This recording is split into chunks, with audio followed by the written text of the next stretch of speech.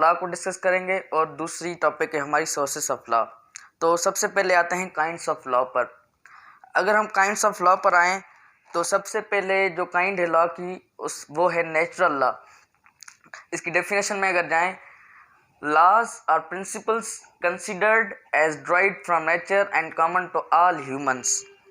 वो laws, वो कवानीन जो कुदरत की तरफ से दिए गए हों और वो सब के लिए कॉमन हो, सब ह्यूमंस के लिए कॉमन हो, ना कि किसी एक स्टेट के लिए बल्कि ऑल ओवर ह्यूमन बींग्स के लिए कॉमन हो, उसको हम नेचुरल लॉ कहते हैं। और कुछ जुरिस्ट कहते हैं नेचुरल लॉ मतलब अक्सरियत जो जुरिस्ट की है वो कहती है नेचुरल लॉ अनचेंजेबल है, और कुछ जुरिस्ट ये भी कहते हैं कि वक्त के हिसाब से, वक्त को मद्देनज़र रखते हुए ये चेंज भी हो सकते हैं। तो मोस्टली यही कहा जाता है कि नेचुरल लॉज जो होते हैं वो अनचेंजेबल होते हैं। और दूसरा प्रिंसिपल है नेचुरल लॉ के लिए कि ऑर्डी अल्ट्रम पैट्रम, मतलब no man can be condemned unheard, कि मतलब किसी को सफाई का मौका दिए बगैर उसको सज़ा नहीं दी जाएगी। ये भी नेचुरल लॉ का एक अहम प्रिंसिपल है। दूसरी जो काइंड है वो है पॉजिटिव लॉ। पॉजिटिव लॉ जैसे हमने प्रीवियस लेक्चर में पढ़ा था कि laws made by sovereign and backed by sanction, जैसे ऑस्टिन ने भी कहा था लॉज मेड बाय पार्लियामेंट और सॉवरन, वो लॉज जो पार्लियामेंट बनाए या कोई सॉवरन अथॉरिटी बनाए, और इसको हम मैन मेड लॉज भी कहते हैं पॉजिटिव लॉ को।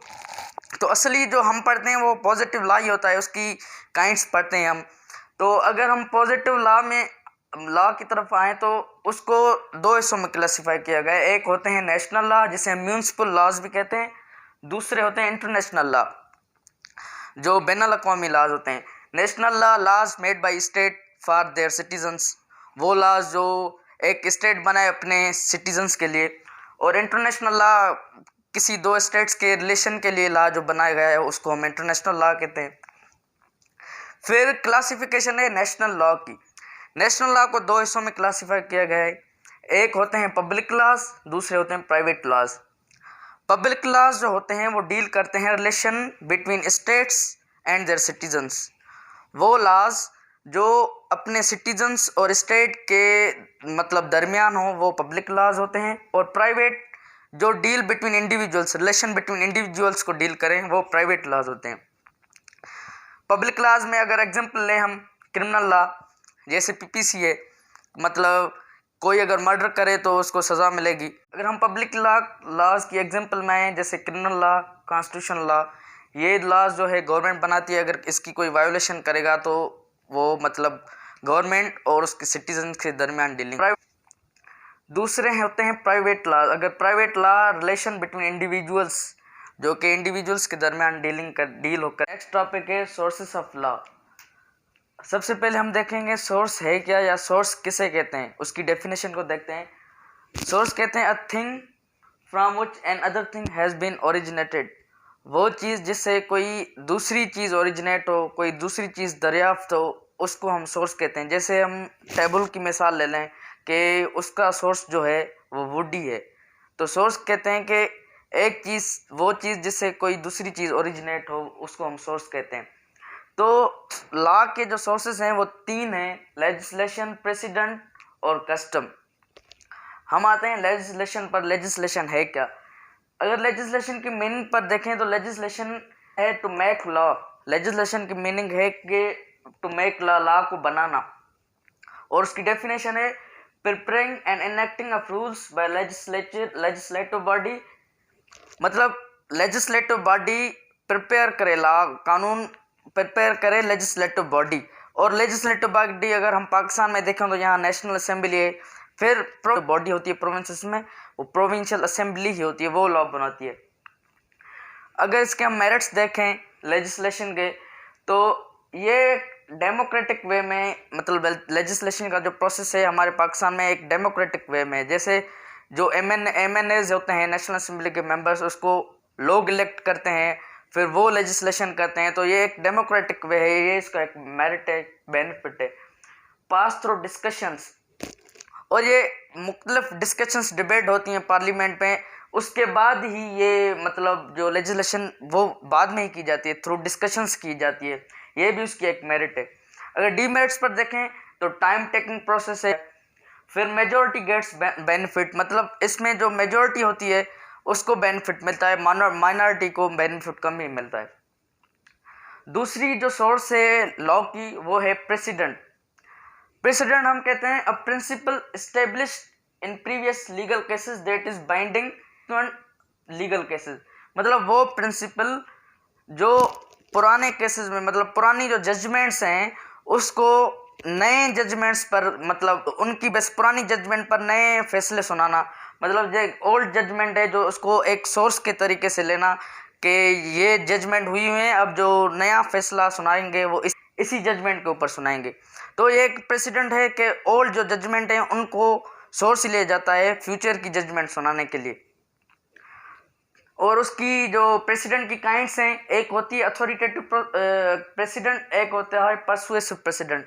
अथॉरिटेटिव प्रेसिडेंट इसे कहते हैं कि ये बाइंड होती है। जैसे अगर हम यहाँ देखें पाकिस्तान में सुप्रीम कोर्ट के जो भी वर्डिक्ट होगी, जो भी जजमेंट होगी, वो बाइंड होगी लाहौर हाई कोर्ट पर, सिंध हाई कोर्ट पर, लोअर कोर्ट्स जो भी होंगी उन पर ये बाइंडिंग होगी, ये फॉलो करना उन पर ऊपर लाजिम होगा। दूसरी है परसुएसिव प्रेसिडेंट। परसुएसिव प्रेसिडेंट हम कहते हैं वो फैसले जो फॉलो करना लाजिम मलजूम ना हो, पर एज अ रेफरेंस हम उसे ले सकते हैं। जैसे कि अगर पाकिस्तान की सुप्रीम कोर्ट में एक फैसला सुनाया जा रहा है, वही जो फैसला इंडिया की जजमेंट, इंडिया की सुप्रीम कोर्ट में ऑलरेडी हो चुका है, तो हम उसको एज अ रेफरेंस ले सकते हैं, पर उसको वो बाइंड नहीं है हमारी पाकिस्तान की सुप्रीम कोर्ट को उसको फॉलो करे, तो उसको हम कहते हैं परसुएसिव प्रेसिडेंट। फिर तीन जो डॉक्ट्रिन है प्रेसिडेंट में वो बहुत ही अहम है। एक होती है स्टे डिसाइसिस, रेशो डेसिडेंडी, ओबिटो डिक्टा। स्टे डिसाइसिस हम कहते हैं it obligate to follow previous decisions of apex court, कि मतलब ये ज़रूरी है कि जो अपेक्स कोर्ट है पाकिस्तान की, जो सुप्रीम कोर्ट है, वो उनकी डिसीशंस जो हैं वो फॉलो करे लोअर कोर्ट्स, हाई कोर्ट्स करें। अगर लाहौर हाई कोर्ट है तो उसकी जो डिसीशंस हैं वो पंजाब की सारे लोअर डिस्ट्रिक्ट कोर्ट्स उनको फॉलो करें। उसको हम कहते हैं स्ट्रेट डिसीजंस, मतलब जो भी अपेक्स कोर्ट के डिसीशंस हों वो फॉलो करने पड़ेंगे लोअर कोर्ट्स को। दूसरा है रेशो डेसिडेंडी, द ग्राउंड और रीजन ऑफ जजमेंट। वो मेन ग्राउंड जजमेंट जिसके ऊपर जजमेंट दी गई हो, वो मेन काज जिसका जजमेंट का, जिसके ऊपर बुनियाद पर ये जजमेंट दी गई हो। फिर तीसरा है ओबिटो डिक्टा। ये भी असल में जज की रिमार्क्स ही होती हैं, पर ये वो रिमार्क्स हैं जज की, वो फैक्ट हैं which are not binding on courts to follow, के उनको फॉलो कर रेशियो डिसीजन। वो रिमार्क्स मतलब दूसरी कोर्ट्स पर बाइंडिंग नहीं होती कि इनको बुनियाद बनाकर फैसले दिए गए हों, पर एज अ रेफरेंस हम कह सकते हैं।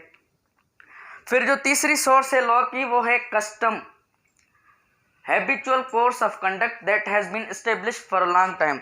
वो पुरानी आदतें जो कई अरसे से चली आती जा रही हों, या वो रवायातें, पुरानी रवायातें जो चलती आती जा रही हों। तो ये ओल्डेस्ट सोर्स है लॉ का, सबसे पुराना जो लॉ का सोर्स है वो कस्टम है। तो कस्टम सी अगर हम एसेंशियल्स देखें, कस्टम कहाँ किसे जाता है, कस्टम मतलब होता क्या है, उसकी एसेंशियल्स क्या है। सबसे पहले कस्टम के लाजिम मलजूम है ये ओल्ड हो, मतलब नया ना हो, ओल्ड हो। दूसरी चीज़ उसके लिए है कि should not be against fundamental rights. Custom जो भी होगा वो फंडामेंटल राइट्स के खिलाफ नहीं होगा, अगर होगा तो वो कस्टम नहीं कहलाएगा। तीसरी चीज़ है कंसिस्टेंट, कि कस्टम कंसिस्टेंट होना चाहिए, मतलब ऐसा ना कि 10 साल रहा फिर 5 साल गया, फिर 10 साल बाद वो आ गया, 5 साल बाद, मतलब कंसिस्टेंटली वो चला आता जा रहा हो। चौथी बात है कि लीगल हो कस्टम, इलीगल ना हो। अगर इलीगल होगा तो वो कस्टम नहीं कहलाएगा, लीगल हो। तो आज की हमारी जो टॉपिक्स थी वो यही थी। Thank you.